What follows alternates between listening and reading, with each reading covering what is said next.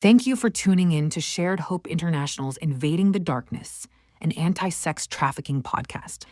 We want to acknowledge that the content we discuss can be emotionally challenging and may evoke strong reactions. The stories we share often involve tough subjects related to suffering caused by sex trafficking, which may be difficult for some listeners to hear. Listener discretion is advised.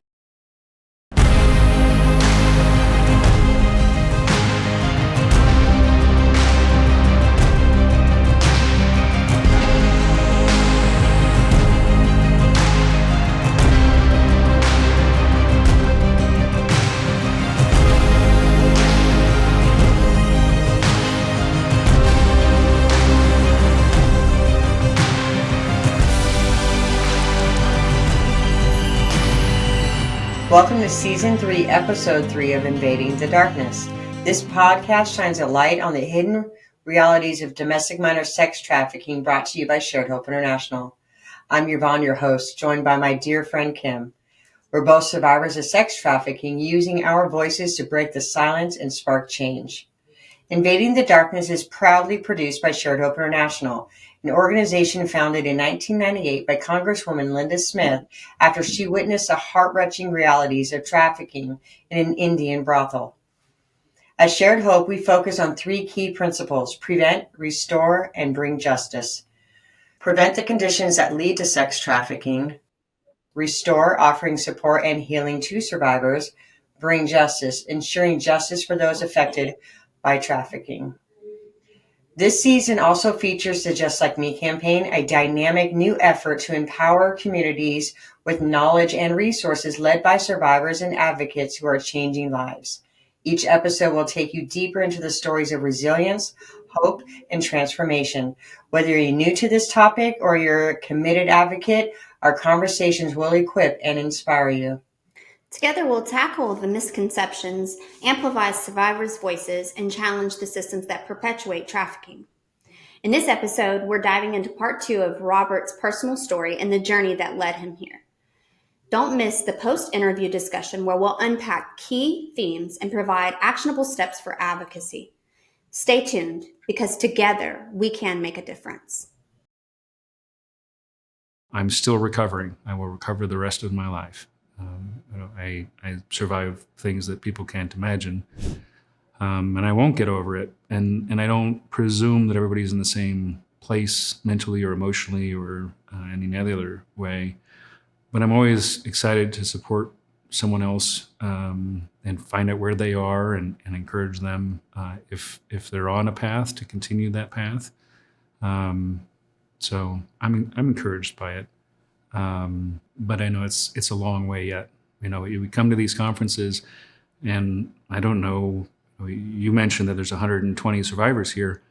I don't know the percentage of male survivors. I'm guessing it's less than 10% of male survivors at this conference.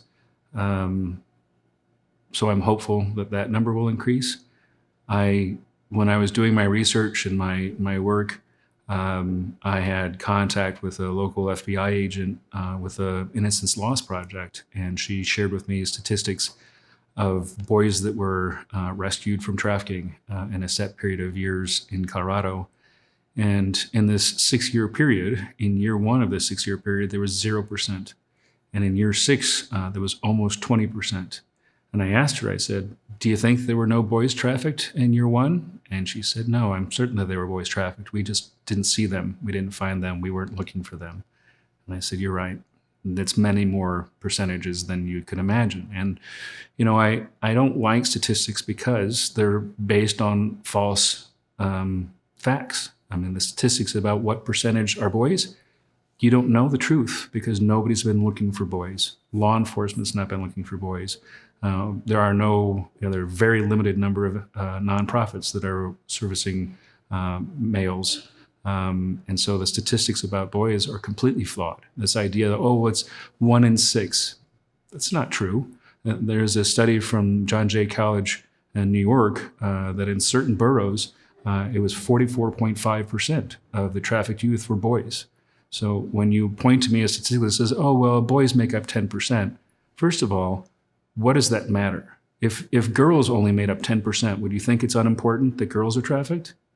no less important that boys are trafficked. So the idea that we should rely on false statistics is ignorant, and it doesn't really matter. If it was only one boy or one girl being trafficked, would you still not care because it's only one person?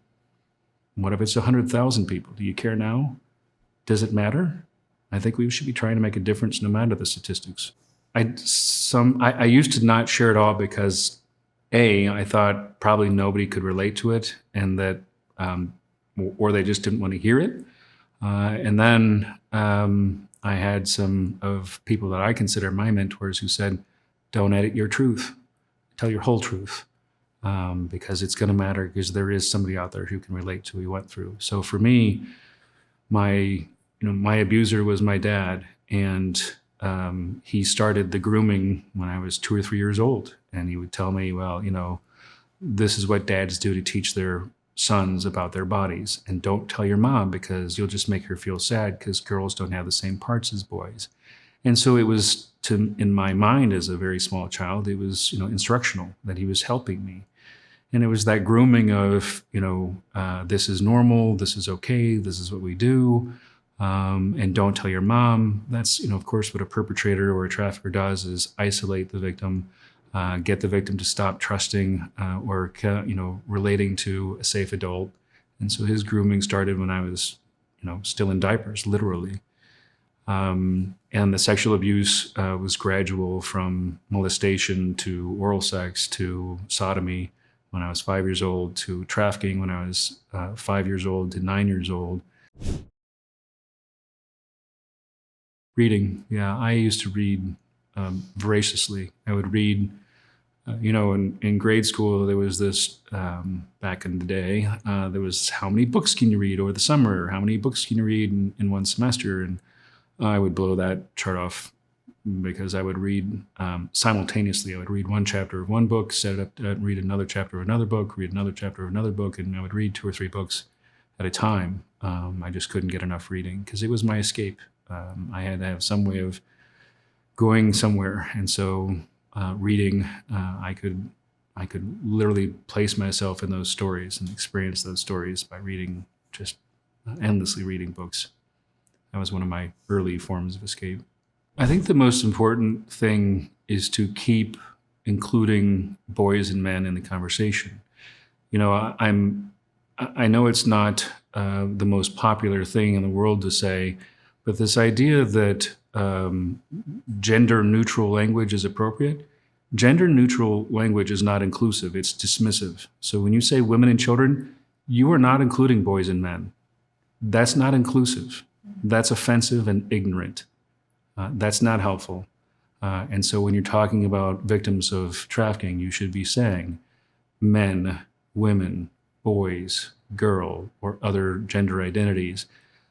You should be saying them specifically to identify them and include them in the conversation. Using the general, oh, well, you're included in the concept. I know this will be very unpopular, but the, VAWA, the Victim Violence Against Women Act. Oh, well, there's things about men there too. Really? So can we call it violence against men and just say that women are included instead? That's not inclusive. That's exclusive, dismissive, and hateful. So we just need to include the right language so that we can see all the people who are victims, and saying, oh, women and children includes boys. No, it doesn't. If I change it to men and children, do you feel included?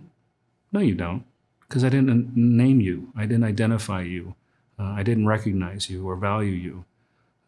So we need to change the language so that we're including everyone that was trafficked. And just including boys and men in the language is our first step.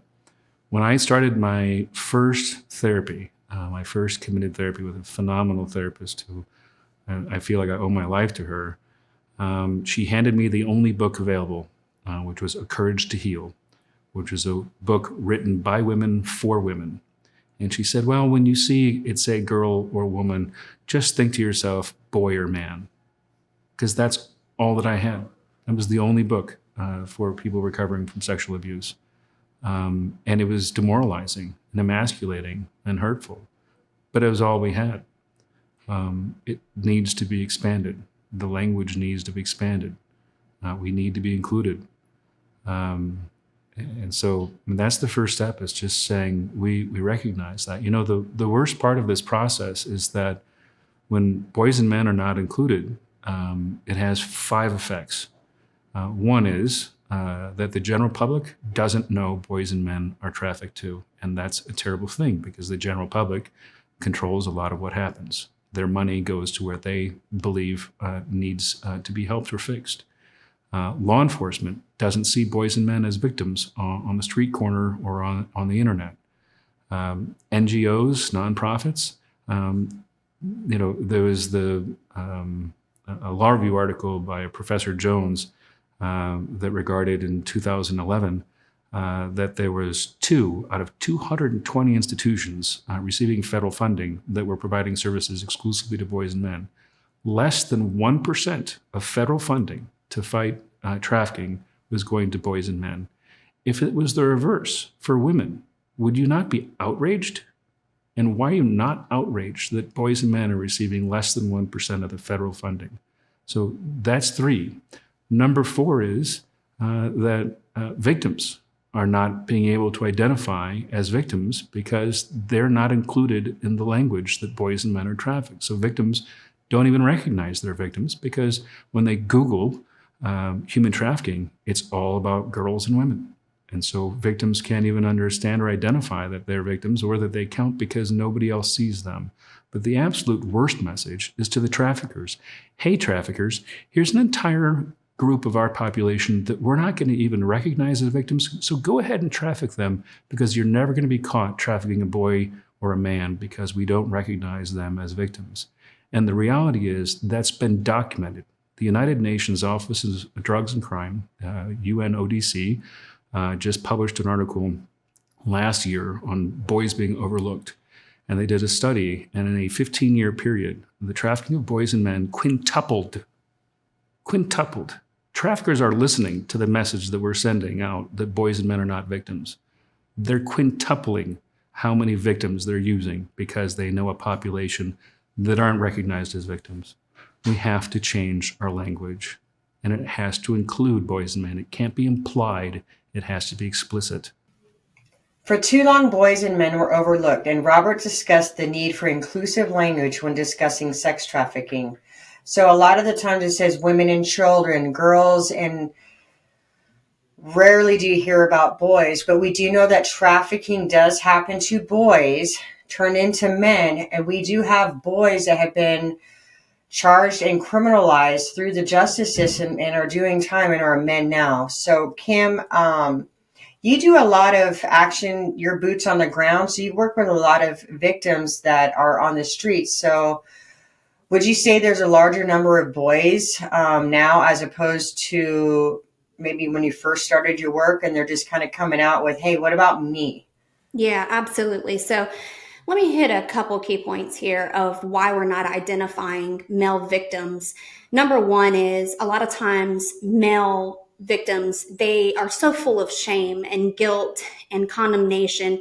They have a hard time speaking up and saying, hey, I am a victim of sex trafficking, because it's a huge label that they carry after that, right? There's been countless times, even in court, where I've had a little boy look at me and he is just so full of just disgust and shame, and he's just so embarrassed by it. And so they're most likely not going to say anything, and be overlooked. So there's just so many different dynamics, Yvonne. And that just breaks my heart, because where does the healing begin for them if they can't even talk about it? Correct. Yeah. Correct. Well, absolutely. Yeah. So I am actually very appreciative of Robert speaking out. In some of our later season or episodes in this season, we're going to hear from other men. And so please stay tuned for that. What I love and admire about Shared Hope International as far as resources go, a lot of our training material is free. So please go to our website, sharedhope.org, and look at what we have to offer. We also have the White Van campaign, because it's about internet safety. 9 times out of 10, predators aren't meeting kids where they hang out anymore, as far as people, places, and things. Well, they're going to things, which is chat sites on video gaming system, or they're texting. And so we do have the white van campaign. So I would encourage you guys to, again, go to our sharedhope.org website and look at the material that we have, because it's free. So why not use it and educate yourselves and pass it on to your neighbor or your youth group pastor or friend, So a lot of it is downloadable PDFs, and you can share that along. So Yeah, absolutely. Education is key, and it's there for free. So as my friend Yvonne said, take it and use it. Educate yourselves. Yeah. So next week we have a great interview with Kim as she shares her life with incredible boldness. Kim's journey has been one of unimaginable hardship and transformation, from enduring severe abuse as a child to facing further exploitation and isolation as a young mother. Kim's early years were marked by manipulation and trauma. A victim of trafficking, she spent 6 years under the control of a predator who exploited her deepest fears. Today, Kim is a powerful advocate and spokesperson for Shared Hope International's Just Like Me campaign.